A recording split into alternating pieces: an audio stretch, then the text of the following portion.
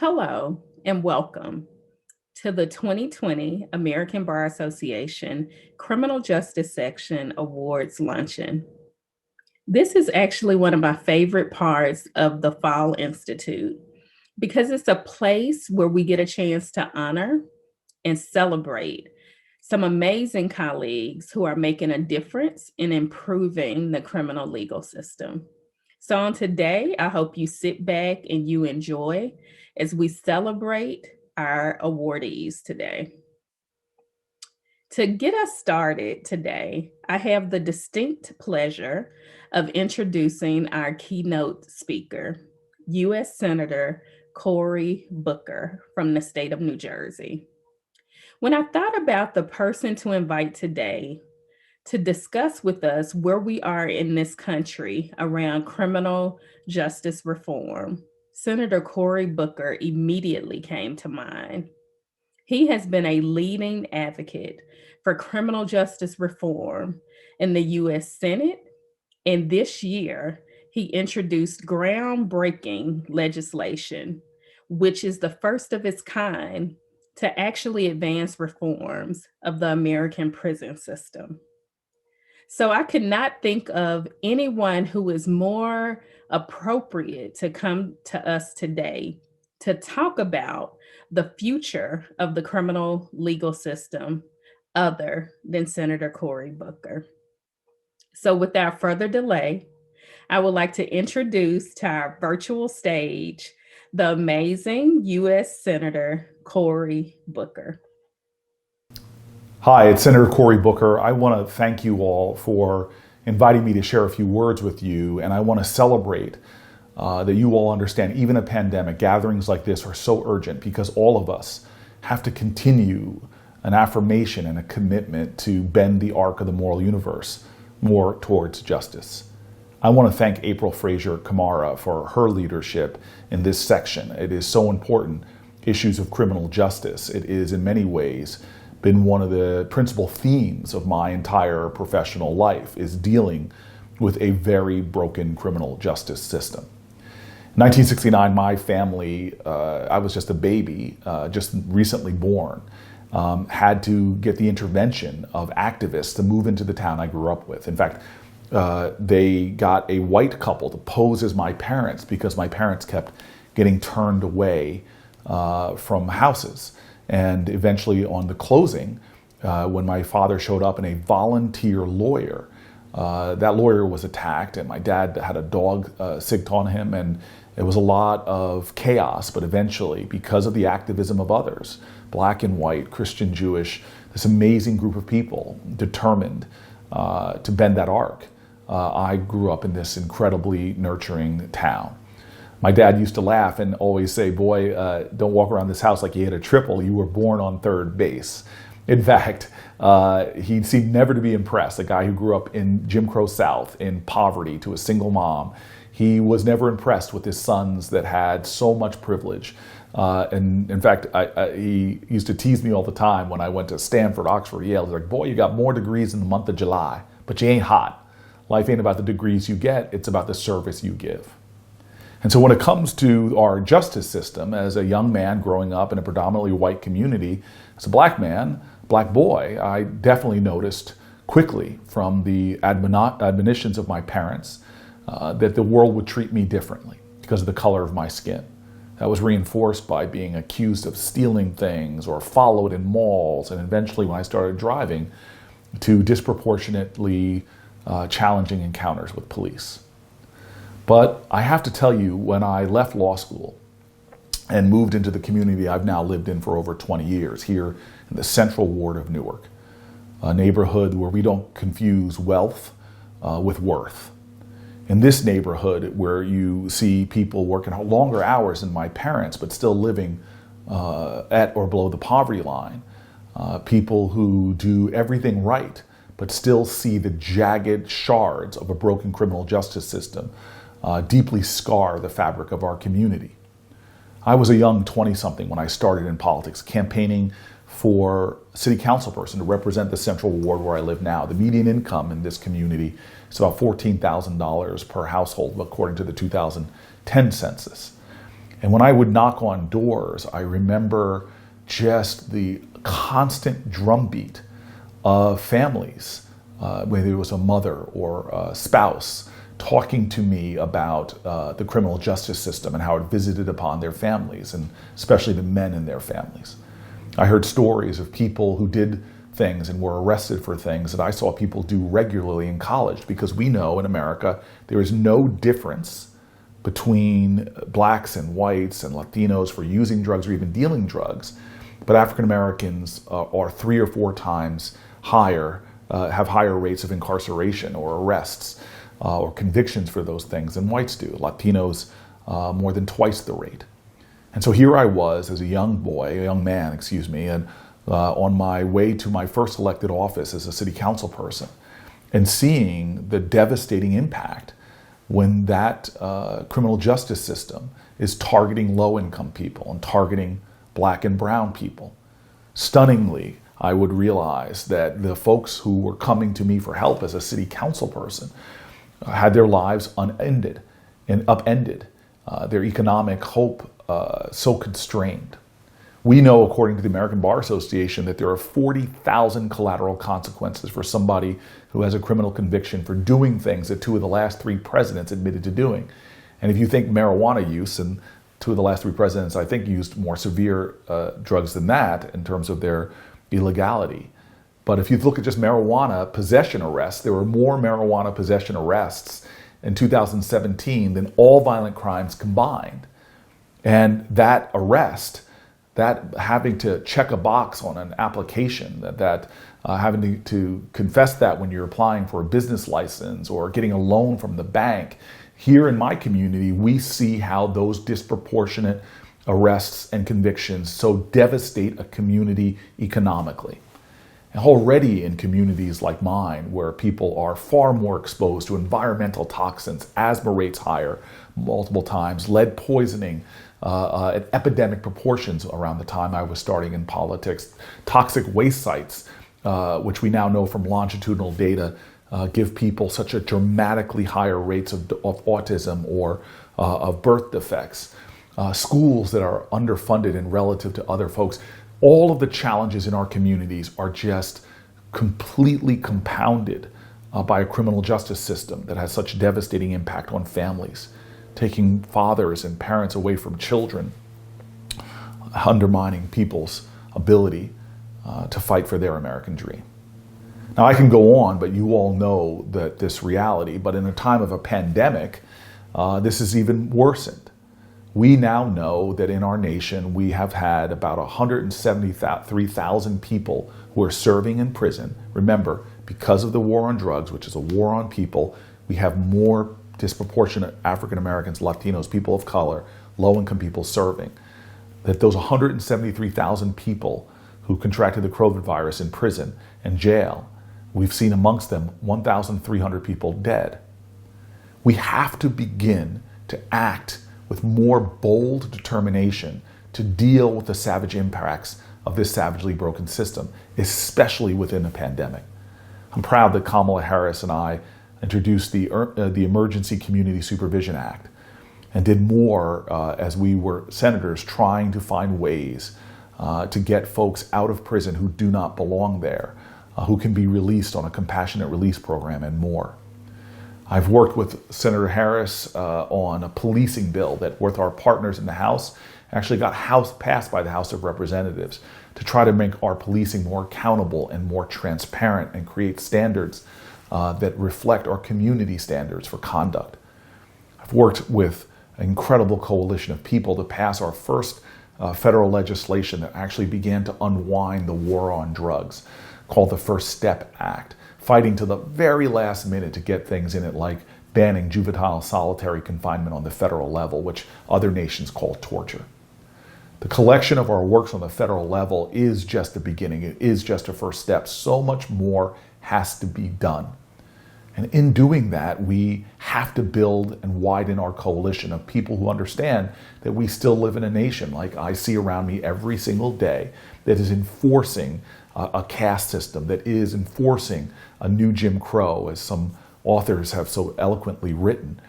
We have in our nation a reality where our words, where we swear an oath and say we are a nation of liberty and justice for all, our words are actually so far short of the truth.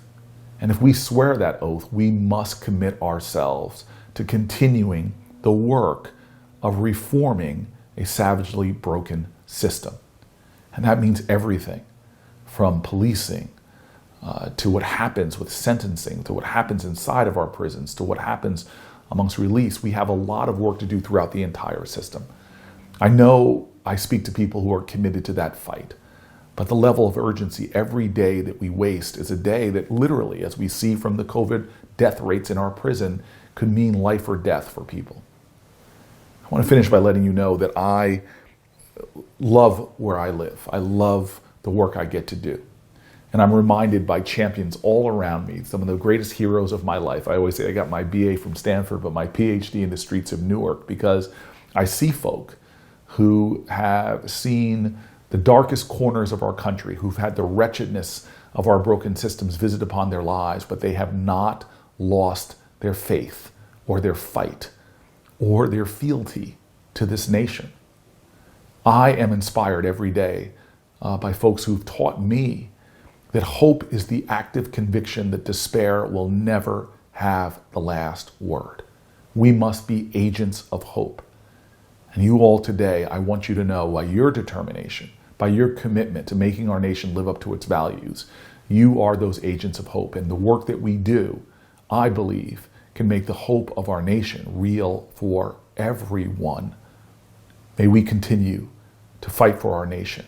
May we continue to fight to make justice roll down like water and righteousness like a mighty stream.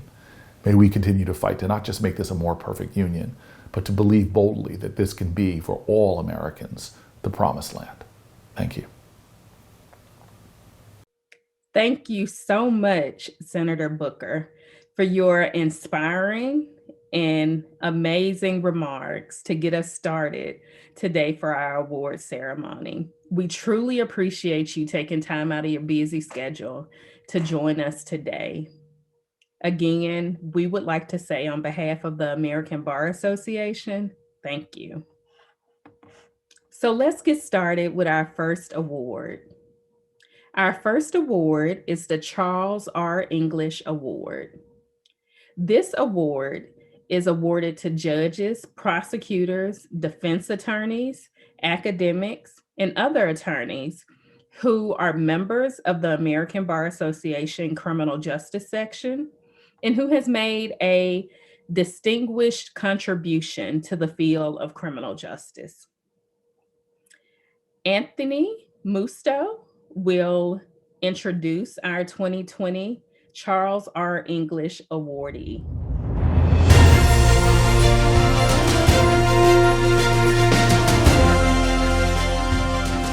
On the November day when America elected Ronald Reagan to a second term, Ernestine Gray became a judge in New Orleans Juvenile Court. And on that day, the children of the Crescent City, and in time the children of this country, gained a champion. Because on that day, Ernestine Gray found her life's calling. Since that day, 6 individuals have sat behind the desk in the Oval Office, but only one has sat on the bench in Section A of New Orleans Juvenile Court, Ernestine Gray. And over those 36 years, she has worked tirelessly to divert children from the path that so often leads from dependency to delinquency, to criminality, to prison, to ruined lives. So effectively that the Washington Post, in an article published last November, wrote that she has used her authority to upend the status quo and reduce Orleans Parish's foster care numbers to levels unmatched anywhere in the country. She has used innovative methods that focus on maintaining family relationships accented with human touches, such as providing books and stuffed animals to the children who come before her. and she has been, oh, so effective. Her labors have drawn national attention. Just one example of many. Comments by Vivek Sankaran, the director of the Child Advocacy Clinic at the University of Michigan. Judge Gray heard the evidence. She applied the law. She owned the most important decision in the courthouse. She led by example. To all those juvenile court judges out there, follow her example. Judge Gray's national influence comes not just from the example, she says, but also being a leader in efforts to reform the juvenile court system. Among the many positions she has held, has been president of both the Louisiana and National Council of Juvenile and Family Court Judges, and president of the Board of Trustees of the National Court-Appointed Special Advocates Guardian Ad Litem Association. Her roles within the ABA have been many. They have included chairing the Commission on Youth at Risk and the CJS Juvenile Justice Committee. I've served with Judge Gray on each of those two bodies, and I can tell you that in my dealings with her, she has consistently epitomized grace, style, and dignity while demonstrating her intelligence, her experience, and her insight. Judge Gray doesn't raise her voice, but she speaks loudly because everybody wants to hear what she has to say, so the room becomes quiet when she speaks. Judge Gray will be retiring from the bench at the end of this year. And while the sun will set on her brilliant judicial career, it will continue to shine brightly in the lives of countless young people. It is truly an honor and a privilege to present the 2020 Charles R. English Award to Ernestine Gray. Congratulations, Judge Gray, on this well-deserved honor. What a pleasant surprise and honor. I am humbled by the many people who thought me worthy of receiving this award. So I want to first thank those who nominated me and those on the selection committee. And I want to thank Tony for the introduction. I'm awed by the distinguished group of previous recipients that I will be joining, many of whom I've had the pleasure to work with, serve with, and learn from during my time on in the criminal justice section. The opportunities for leadership and participation in the criminal justice section have been the springboard that have led to greater participation in the larger ABA and leadership. For that, I say thank you to the criminal justice section and its leadership over the past several years. I could not have done it without you.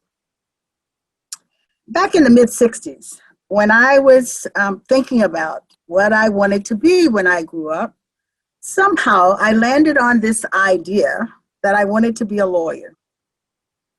People ask me, how did I do that? And I'm not sure, but because the only lawyer that I knew was Perry Mason. I didn't know a real life white lawyer, not a black lawyer, male or female. But somehow, because I saw him on TV, that sort of gravitated to me. And I fancied myself doing like Perry. So if those of you who are familiar with Perry, he had this knack of having a witness on cross. We might call it badgering the witness. And as he cross-examined the witness, invariably, someone in the back of the courtroom would jump up and say, I did it, I did it. So I saw myself becoming this great lawyer who would have people jump up and confess from the back of the courtroom that in fact they were the guilty party. That didn't really happen. I disabused myself of that notion and actually shied away from criminal law, but never from the idea and belief that the criminal justice section, the justice section itself, needed both dedicated and committed prosecutors and defenders, and judges who understood the importance of having both sides be well equipped to present the cases to them. And so during COVID, I found myself back with Perry Mason and Mr. Matlock. And just the other day, I was saying to the lawyers in my section, oh, have you all ever watched Perry? We had an issue about cross-examination. And so I said, have you ever watched Perry Mason and his cross of people? And so maybe there are some pointers we can learn from that. But then I remembered, as I was doing a presentation on yesterday on professionalism, Mr. Burr on the other side. And he would always take jabs at Perry in Perry's approach. And so I reminded myself that I needed to go back and maybe caution the lawyers that everything they saw on Perry Mason or Matlock, they shouldn't do in the courtroom, because I wouldn't like it if it was done to me. When I began as a lawyer, I started out as a trial attorney in Baton Rouge and moved to New Orleans and did a bunch of things, not really at first thinking about where I would end up on the juvenile court. Just by happenstance, I attended a conference in the Bahamas with the National Bar Association, and there were a lot of young people there who were in this convocation as judges, and I was much older than them. So I said to myself, if they can be a judge, I certainly think I can too. And so I came back to New Orleans and decided to run. And so I've been around for a long time, and I've seen a lot of changes in our judicial system, understanding that there are a lot of flaws and needs for improvements. And we've been painfully made more aware of that during this year because of two pandemics, COVID-19 and the racial unrest in our communities, speared by the unjust killings of African Americans by police. I don't need to list the names. I think that they are all burned in our minds and our hearts. And I'm sure we each remember those. So as I accept this award today, I commit along with you to work even harder to understand, as James Baldwin says, not everything that is faced can be changed, but nothing can be changed unless it's faced. I believe in the criminal justice section of the American Bar Association, we have faced the need for change in the American judicial system, and we are committed more than ever to work to create that change in our justice system, to make it more just, to make it fairer. Finally, I want to thank my family and all of my supporters, my biological family, my extended family, my coworkers here at the court, my staff, all for their unwavering support of my work over the years, for allowing me to be active and participate in a job that I have loved for more than 36 years. In particular, I want to thank my parents who provided me with the love and support that grounds me. I want to thank my husband, my two children and their spouses, and in particular for creating my beautiful grandchildren, Morgan, Mariah, James IV, and Emery. Thank you all, and I love you very much.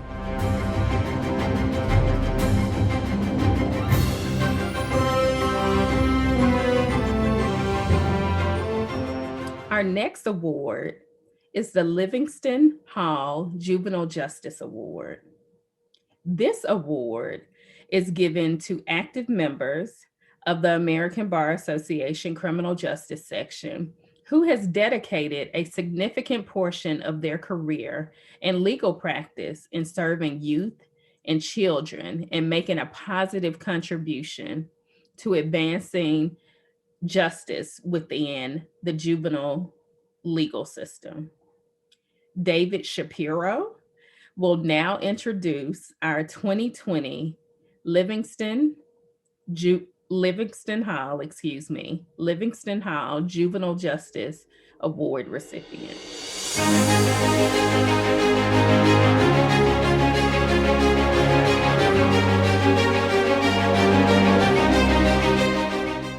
It is my great honor to introduce Amy Breihan, the winner of the 2020 Livingston Hall Juvenile Justice Award. Amy is the Missouri director of the Roderick and Solange MacArthur Justice Center and has devoted much of her legal career to advocating on behalf of juvenile offenders serving extreme sentences. She has worked tirelessly to restore their hope to live a meaningful life outside of prison. In August 2019, Amy obtained a statewide injunction in a class action case that she spearheaded and led, a historic order that ensures every single Missouri prisoner serving a juvenile life without parole sentence will receive fair parole procedures and a meaningful opportunity for release. This was a hard-fought win. During years of litigation in the case, Amy fought tirelessly to obtain critical evidence from the parole board, securing copies of parole files and hearing recordings which had previously never been released. Ultimately, the district court entered a permanent injunction requiring a systemic overhaul of the parole process for juvenile lifers. Class members must be provided their parole files and recordings of their hearings, access to statements by prosecutors, and a substantive rather than boilerplate explanation of the parole board's decision in their case. This extraordinary accomplishment is only the latest in Amy's long record of securing justice for juveniles affected by the criminal justice system. Amy's juvenile justice work began nearly a decade ago when she worked as a pro bono attorney at a private law firm. Amy joined a coalition of Missouri attorneys filing petitions for writs of habeas corpus with the Missouri Supreme Court seeking resentencing for children previously given life without parole sentence. Around this time, Amy chose to commit her full career to social justice work and joined the Roderick and Solange MacArthur Justice Center, where I am proud to call her my colleague and my friend. At the Justice Center, Amy has filed multiple lawsuits pushing the boundaries of existing law with the goal of protecting juveniles affected by the criminal justice system. She has represented multiple juvenile offenders at all levels of state and federal court on petitions for habeas relief. Please join me in congratulating Amy Breihan, the recipient of the 2020 Livingston Hall Juvenile Justice Award. Thank you for the very kind introduction. I'm so honored to receive this award. Thank you to the ABA for honoring me, and I humbly thank my incredible colleagues at the MacArthur Justice Center for nominating me. I'm sure it's not groundbreaking to say that the success of my work turns significantly on the work and advocacy of others, but it's very much true here, and I would be remiss if I didn't mention those who fought alongside me and on whose shoulders I stood, including my colleagues at the MacArthur Justice Center, my co-director Megan Crane, our co-counsel at Hush Blackwell, my former colleague May Quinn, from whom I learned so much, other attorneys and advocates around the state who work on behalf of juvenile lifers, including St. Louis University's Otis program that has assisted so many of our clients with reentry, my former professor and mentor, Karen Daniel, who inspired my social justice career and was a role model for what it means to be both a zealous advocate and a compassionate counselor. And lastly, and most importantly, our clients, who are unwavering in the face of incredible adversity. I'm humbled by their trust in me, inspired by their willingness to stand up against injustice, and overwhelmed by the compassion they've shown to me and my family over the years. My family, who I'm hoping doesn't run into the room and interrupt this pre-recorded speech at any moment. I'm inspired in my daily work by the concept of repairing the world. Our juvenile life without parole clients were all convicted of first-degree murder. Most of them experienced abuse or trauma as children. They grew up in poverty or struggled to escape violence in their communities. There's a lot of pain in their stories, that of the victims and their family and friends, of a community suffering a loss, of our clients losing a life of freedom, of their family members losing an uncle, a sister, a son, a daughter. And prisons do not heal these wounds. They only make them deeper. They only cause more pain. As an advocate for juvenile lifers, I've witnessed some of that pain firsthand. Some of the hardest phone calls I've had were with parents crying, asking for help to free their child, or blaming themselves for their kid ending up behind bars in the first place. As a mother, those calls cut deep. But The other day, I got a text message. It was from a new number I had just programmed into my phone a few days earlier when my client got his very first cell phone. Kevin had just been released from prison after 34 years. He went in at 17 and came out at 51 years old. The message just read, "Thank you for giving me this." And I was puzzled until a second later when photos flooded in of his young nieces and nephews crawling all over him, smiles ear to ear. I was deeply moved and I cried. This felt like healing. There remains so much work to be done to stop the extreme sentencing of youth and work toward prison abolition in this country. 27 states still allow children to be sentenced to life without parole.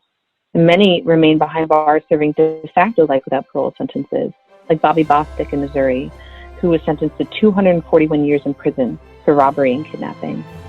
Courts denied Mr. Bostic release because the sentence is not life without parole on paper. And underlining all this, of course, are incredible racial disparities in the imposition of extreme sentences. Statewide in Missouri, there are about 100 juvenile offenders serving mandatory life without parole. Of those, 40 come from the city of St. Louis, and the majority were sentenced during the super predator era. Of those 40, 39 are Black. We need to address these painful injustices. To all the other advocates working on behalf of juveniles impacted by the carceral and criminal legal systems, thank you so much for your important work. Please keep working to repair the world. I recommit to doing so as well, and this award provides continued inspiration to keep up the good fight. Thank you so much.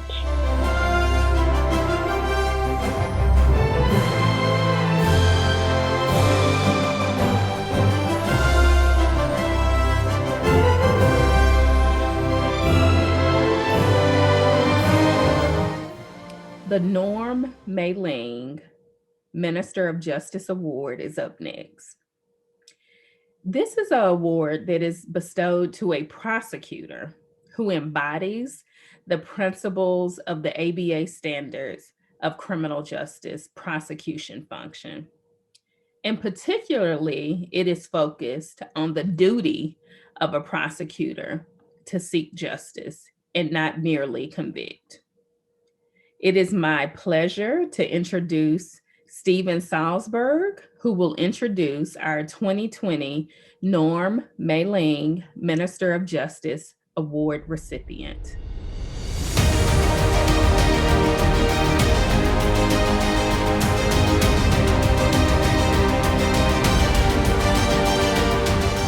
It's an honor and a pleasure for me to speak about Judy Friedman, just as it was an honor and a pleasure for me to nominate her for the Norm Maleng Minister of Justice Award. Minister of Justice is someone who seeks not to win at all costs, but to do justice for everyone with whom she comes into contact, and that is Judy Friedman. She has been with the Department of Justice 49 years. Soon she'll be a 50-year veteran of the department. She's held a lot of positions. She's advised all 93 United States attorneys. She was the special assistant to the Assistant Attorney General, the head of the criminal division. For the last 28 years, she served as a senior trial attorney with the Criminal Division's Office of International Affairs. When I got to the department in 1988, Judy had been there for a long time. She took me under her wing, as she has many people. She helped me avoid many stupid mistakes and guided me through the maze that is the Department of Justice. She gave me time, she gave me encouragement, she gave me the benefit of her wisdom, and she has so many people in the Department of Justice. There are many who have Judy Friedman to thank. Judy has been active in the ABA since the early 1970s. She served on the council of the Criminal Justice Section for 5 years. And even though she was an attorney with the Department of Justice, when she served on the council, she served as Judy Friedman. The voice was hers. She didn't purport to speak for or to adopt positions necessarily of the Department of Justice. She used independent judgment, that sound independent judgment that many of us have come to respect and admire. In fact, if you don't know Judy Friedman, then you haven't been paying attention within the criminal justice section. Judy has been generous not only at the Department of Justice, she's been generous with her time here at CJS. She and her husband, Ron, are also generous in other ways. They have, Judy has volunteered as part of a DOJ initiative to serve as a mentor to Washington, D.C. inner city youth. She and her husband, Ron Goldstock, have been honored for their work with Beyond the Barrows. That's a program that helps to provide money to students who are admitted to college but can't afford to go. Judy Friedman is on the board of HIAS, an international refugee organization. And that organization takes asylum seriously and works to assure that people who apply for asylum get the benefit of a legal regime that is correct, that makes sense, that their rights are respected. All in all, I think everyone, and know that everyone who has worked with Judy Friedman knows that she is exactly the kind of person that the Minister of Justice Award was intended for. She is thoughtful. She is generous. She is dedicated to equal justice for all and fair treatment for all.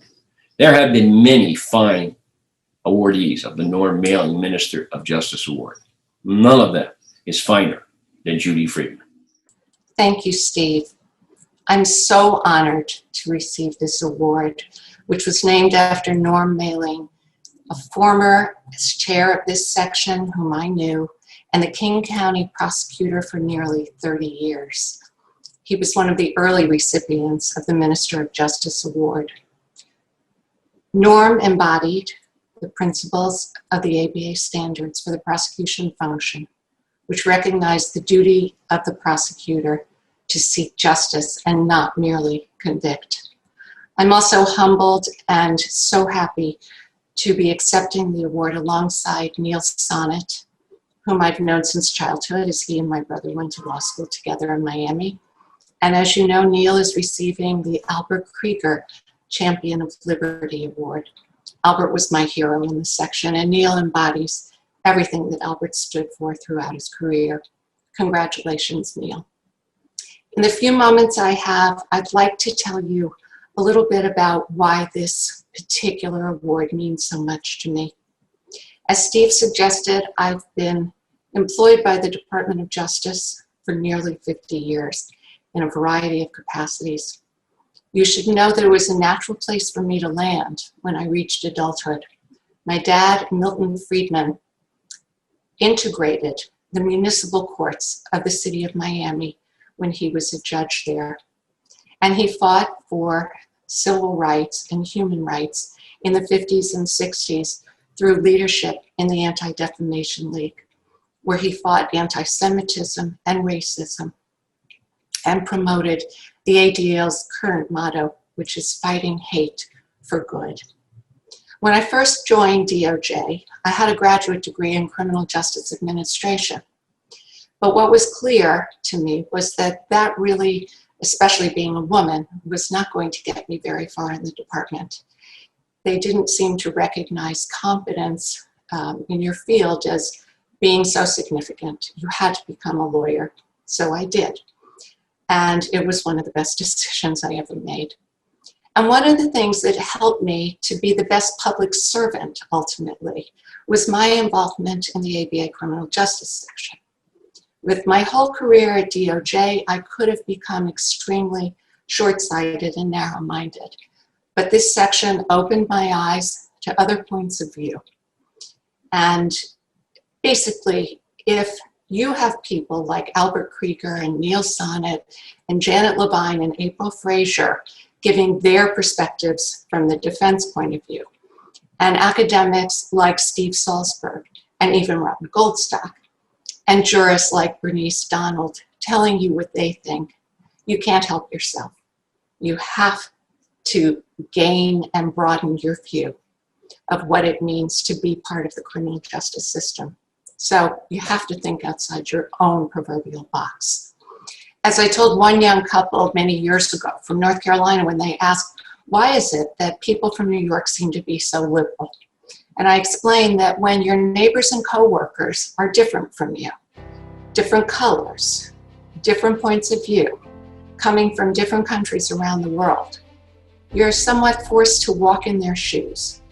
And it's a great thing. And the criminal justice section has done that for me.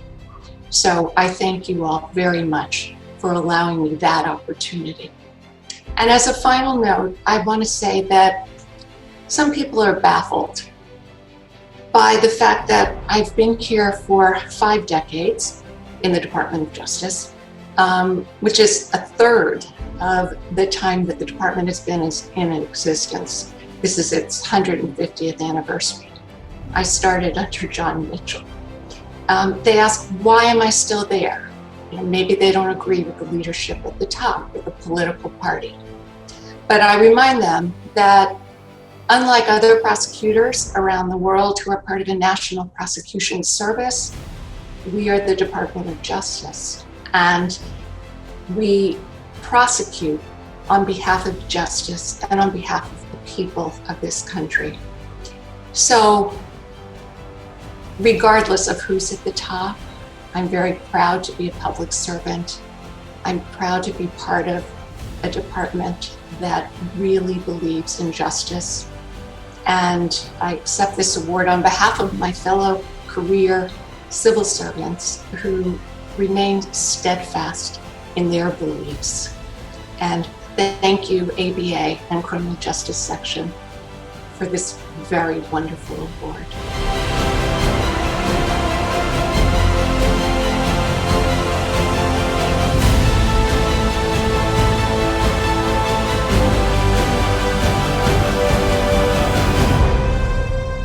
The Frank Carrington Crime Victim Attorney Award is our next award. This is awarded to an attorney or a legal service provider, including organizations who have either directly represented victims of crime or who have worked to promote and implement policies to improve the treatment of people who are crime victims in the criminal legal system. Ann Macy will now introduce our 2020 Frank Carrington Crime Victim Attorney Award. Ann, take it away.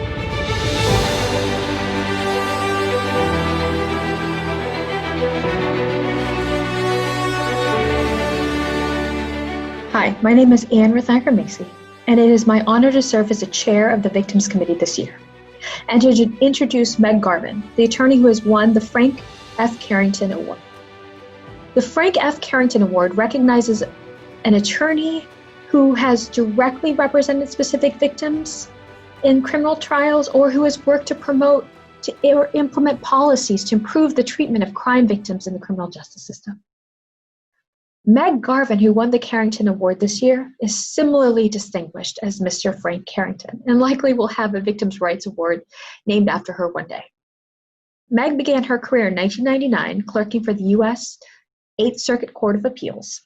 From there, she went on to become a public defender in Minneapolis and a litigation associate for Marlson and Associates in Minneapolis. However, her true passion and career began when she started as Director of Programs for the National Crime Victim Law Institute in 2003, and for the last 12 years, she served as Executive Director.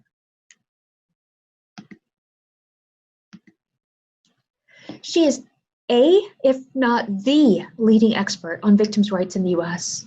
She has testified in legislatures across the country regarding Marsy's Law and other victims' rights legislation, taken legal battles to state Supreme Courts, and is recognized nationally, including by the U.S. House of Representatives. The case was this really young girl, 14-year-old girl, who all she wanted was to get to sit through the trial of her rapist.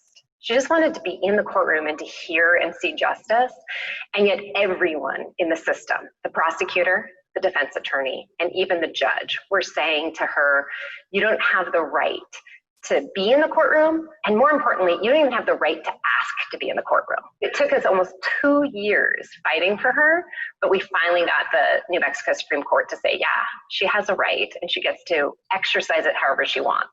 So the most important success out of that, right, there's the legal success, but also she called and she just said, thank you. It was like, it keeps us going. Like, that's why we do the work. I want to thank the American Bar Association for this tremendous honor. In 2002, I was a civil lawyer working in Minneapolis, Minnesota. I was looking to make a change and to make a difference. I happened to see a job posting, a posting at Lewis and Clark Law School in Portland, Oregon. It was an opportunity to join a group fighting for victims' rights across the country. I was curious, but I had no idea what victims' rights were. So I picked up the telephone to learn a little bit more. And in perhaps the greatest turn of events in my life, Professor Doug Balouf, the founder of the National Crime Victim Law Institute, he picked up the phone. On that day, he started mentoring me. He started mentoring me about why victims' rights are civil rights, about how they can help us improve our communities. I am so grateful that I called and then he picked up the call. And every day since, I have had the chance to work with amazing, talented, kind, intelligent colleagues at the National Crime Victim Law Institute. I've also had the chance to teach brilliant students at Lewis and Clark Law School, students who are going to use their law degrees to make a difference in this world. And I've also been a part of a national community fighting to make the criminal justice system better for all of us. So it's been a tremendous honor to do this work. And so I'm grateful to the American Bar Association for recognizing it, and I'm grateful that I get to do it. And as I close, I want to challenge all of us who are part of the bar. It is a privilege to be a lawyer. It's a privilege to have the title counselor. And it is our duty to use those privileges for others. It is a duty to fight in the spaces that others are excluded from and to elevate their voices and create space for them. So I hope you'll join me in fighting for victims' rights, and I hope you'll join me in fighting for other people's voices. Thank you again. I hope everyone has a healthy and safe end of 2020. Thank you.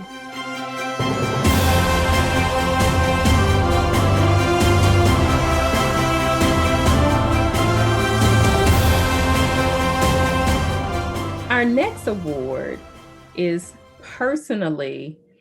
I am personally connected to because I knew both people who this distinguished honor is named after, the Raeder-Taslitz Award. And this is an award that is given to law professors who promote excellence in scholarship, in teaching, and who has made a significant contribution to promoting a public understanding of criminal justice and fairness within the criminal legal system. And also has worked hard to advance best practices on the part of lawyers and judges. Carla LaRoche will now introduce the 2020 Raeder-Taslitz Award recipient.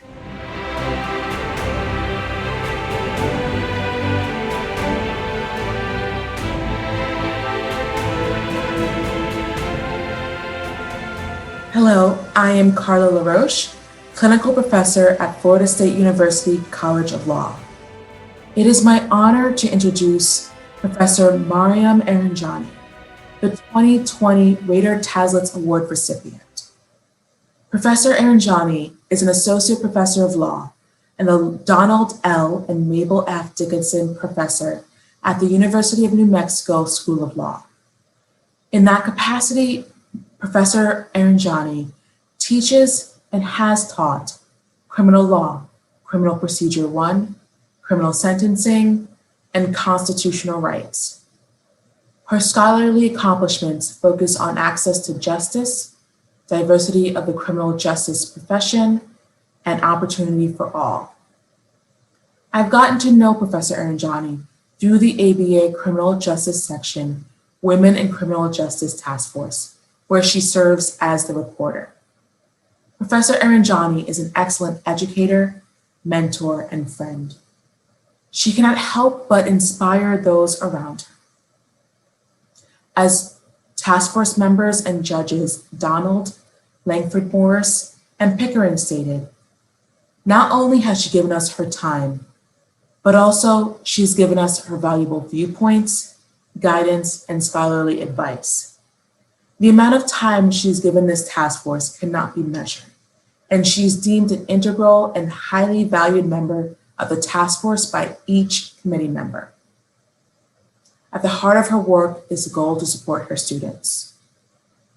As her current and former students raved, Professor Ahranjani's teaching and mentorship are filled with kindness, enthusiasm, and a desire to see her students succeed. Her colleague and the University of New Mexico School of Law Associate Dean for Faculty Development, Natalie Martin, explained, as a Middle Eastern woman, she has helped numerous women of color find their unique voice in the law. She's immersed herself in deep and broad community service across many communities, all while being a remarkable teacher and a prolific scholar. Professor Ahranjani embodies the goals and qualities of the Raeder-Taslitz Award. She's so deserving of this recognition. Congratulations, Professor Ahranjani. Hello, my name is Maryam Ahranjani, and I am a teacher who happens to also be a lawyer. I teach criminal law, criminal procedure, criminal sentencing, constitutional rights, and other courses at the University of New Mexico School of Law. It is an honor to join you today to accept the CJS's Raeder-Taslitz Award. This recognition means a lot to me and to my family. My parents are immigrants from Iran who raised their daughters in the United States to afford us greater freedom and opportunity. They are so proud that their oldest daughter is an American law professor and that I have received this award. I had the pleasure to get to know Andy Taslitz a little bit during the last couple of years of his life. Unfortunately, he passed too early, but even after his passing, his writings have guided me and inspired me and countless others. While I did not have the pleasure to meet Myrna Raeder before her also untimely passing, I have had a chance to read quite a bit about her and also recently listened to the wonderful interview of her by the ABA Women Trailblazers in the Law Project. During that interview, she humbly claimed, I don't view myself as a trailblazer. I view the women ahead of me as the trailblazers. Well, of course, CJS is filled with trailblazers. At the annual meeting last year in San Francisco, I witnessed how two women trailblazers in the CJS leadership, my friends, April Frazier Camara and Kim Parker, have created a vibrant, dynamic, friendly space for criminal law practitioners and academics to interact and learn from one another. I am grateful to have found a home in the space that they and so many others have created. I also acknowledge the incredible talents and leadership of the past recipients of this award. Of the past recipients, Professor Angela Davis holds a particularly special place in my Trailblazers path. She was my criminal law and procedure professor at American University, Washington College of Law over 20 years ago. Her approach to teaching, along with other professors I had there, prepared me to think critically about the subjectivity of the law and the deeply embedded role of racism and classism in defining, prosecuting, and sentencing crime. Promoting public understanding of criminal justice and racial justice is deeply important to me. In particular, my work with the Marshall Brennan Constitutional Literacy Project over the past 21 years, as well as over the past couple of years with the CJS's Women in Criminal Justice Task Force, reflect a deep sense that the very system that is supposed to tip the scales of justice toward the middle too often do the opposite. Whether I'm interacting with idealistic law students, disenfranchised young people in public schools and detention centers around the country, or women criminal lawyers who feel that they have hit a glass ceiling, I think of what another trailblazer, Professor Margaret Montoya, described to me as her vision for law teaching, which is that she can't possibly undo all the wrongs in society, but she can lend her shoulders to her students to help them stand taller and to multiply the effects of her efforts. I'd like to close by thanking Lucien Dervan for creating the task force and task force co-chairs Carla LaRoche and Tina Luongo. Carla and Tina created an intentionally diverse group of dedicated, roll-up-our-sleeves women, and I have learned so much from each and every one of them. Judges Bernice Donald, Denise Langford Morris, and Rachel Pickering exemplify honor, fairness, and integrity. Lara Bazelon, Gloria Ochoa Brook, Barbara Creel, and Sarah Redfield are my kindred academic activist spirits. Daniela Donoso, Maria Carmen Inayon, and Anne Ratnayake Macy are visionary change makers. And finally, Major Susan Upward doesn't retreat, and she doesn't allow us to retreat either. Thank you again. I hope you have a wonderful Fall Institute.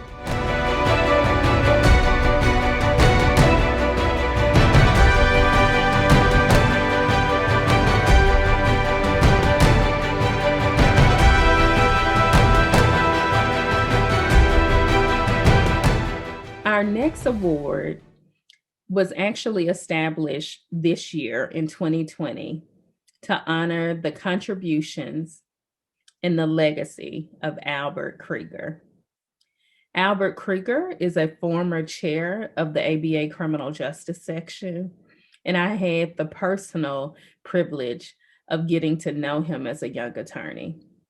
He was an amazing criminal defense attorney and also a champion for criminal legal system reform. The Albert J. Krieger Champion of Liberty Award. This award, again, is given to criminal defense attorneys to honor the legacy of Albert Krieger. Ron Goldstock will now introduce our inaugural 2020 Albert J. Krieger Champion of Liberty Award recipient. It's all yours, Ron.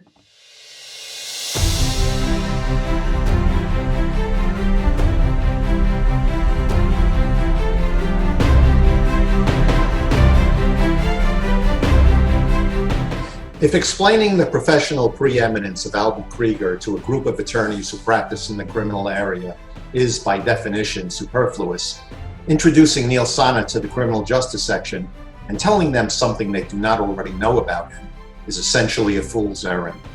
Indeed, just as Albert so overwhelmingly deserves to have the Champion of Liberty Award named for him, Neal is without a doubt the practitioner most suited to be given this award in its first year, the year in which we lost the legendary maestro of criminal defense, who exemplified the criteria for the award: strict adherence to ethics, trial excellence, devotion to the rule of law, and extensive service to the legal profession. Even though I, as the individual who nominated my friend and colleague for this award, was tasked with giving these introductory remarks, it seems so much more fitting that Albert himself tell you about Neal. While this might at first glance appear to be a tall order, fortunately, Albert committed at least some of his thoughts on the subject to paper. In 2007, the University of Miami School of Law presented Neal with its Alumnus of Distinction Award, only the fourth time that this honor had been conferred. Albert penned an eloquent tribute to our honoree, saying in part, "I have known Neal as a lawyer and friend for roughly 40 years, so I feel I can speak with some authority.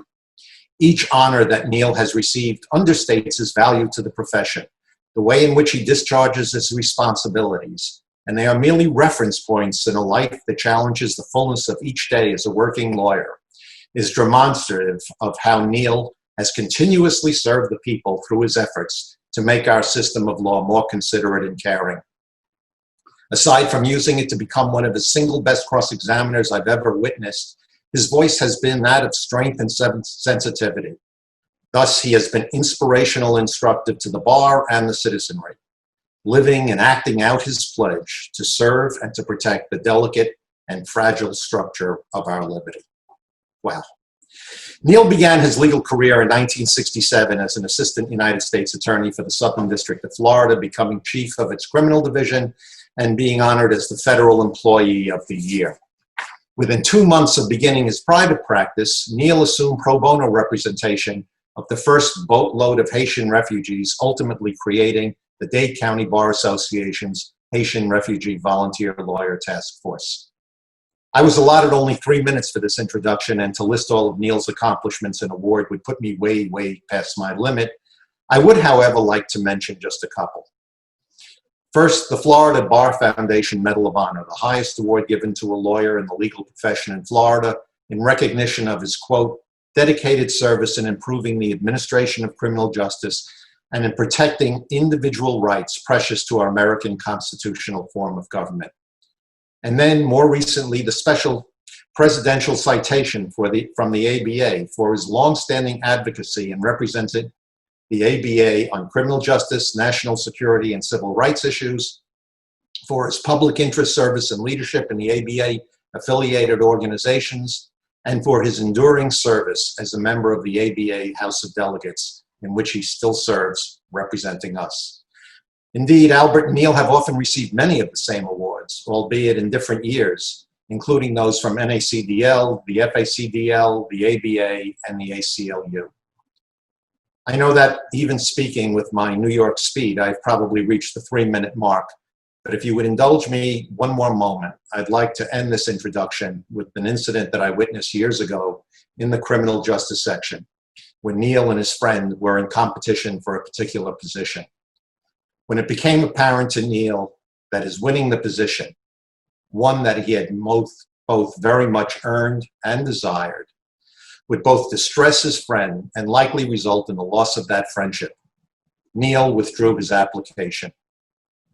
In explaining his decision to me, he made clear what was important, but what was even more important. How could one ask any more from any honoree?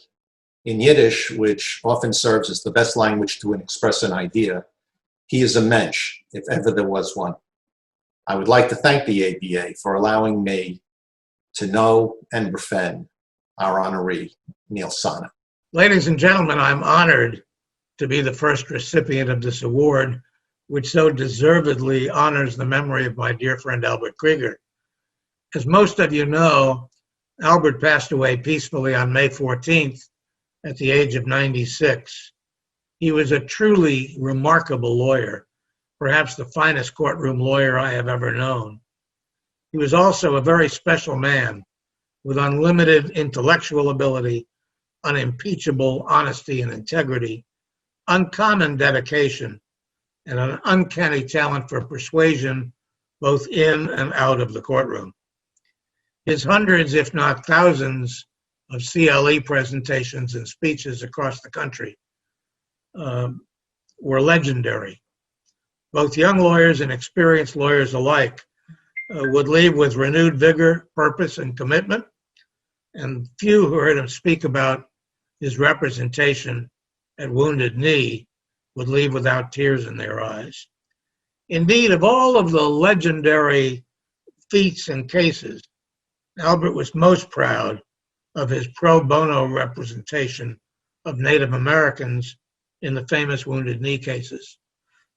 The presiding judge later wrote an article about the cases and described Albert as follows, and I quote, "Sleek of build, smooth of dome, impeccable in attire. He could swagger even when he was sitting still. His mind was expansive, his speech was powerful, and his attitude was irreproachable. He was a complete trial lawyer." Yes, he was. But this great trial lawyer also made exemplary contributions to the organized bar, the criminal justice system, and the criminal justice section. He was a member of our section council for many years. He rose to chair of the section and was the recipient of the Charles R. English Memorial Award. Albert also served as president of the NACDL, which bestowed its highest awards on him, and he was one of the founding fathers of the National Criminal Defense College.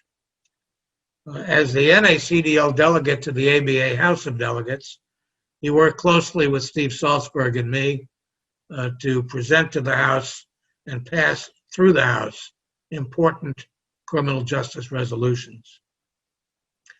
I first met Albert in 1970 when I was still an assistant United States attorney.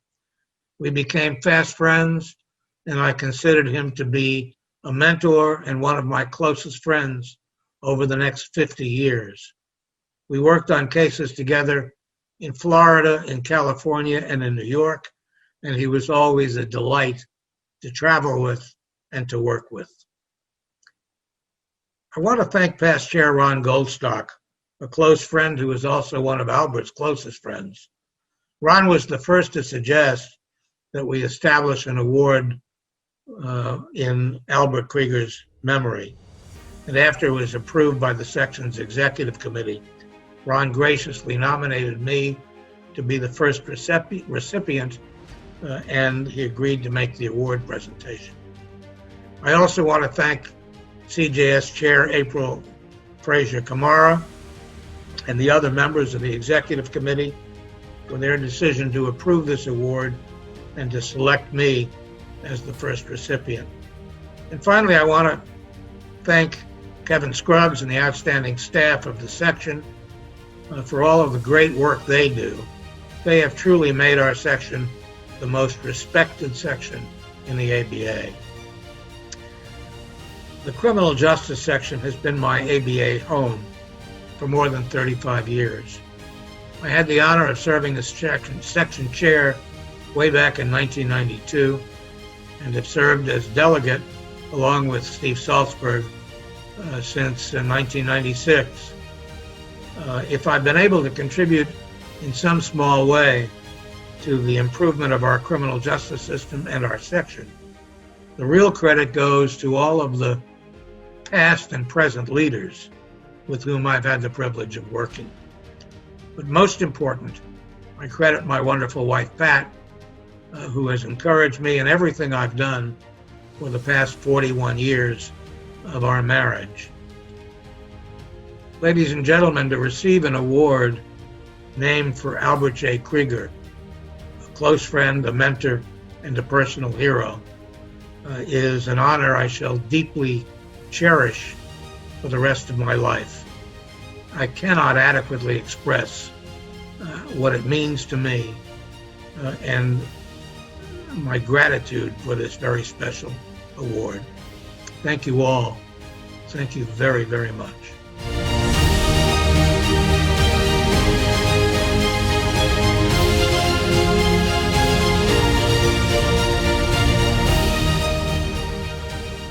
I would like to say a special congratulations to all of our award recipients on today. I am so excited to honor your great work and also celebrate you on today. So before we leave, I would like to say thank you to our sponsors who contributed to the amazing award boxes that many of you received in the mail to help us celebrate on today. So thank you to our sponsors. And again, thank you to the ABA staff who made all of this possible. All right. Thank you for hanging in there with us for our first virtual ABA Criminal Justice Awards Ceremony. I hope you'll return to our CLE program and enjoy our amazing lineup. And join us this evening for our criminal justice section reception, where we will continue our celebration of the awardees. Thank you and enjoy the rest of your day.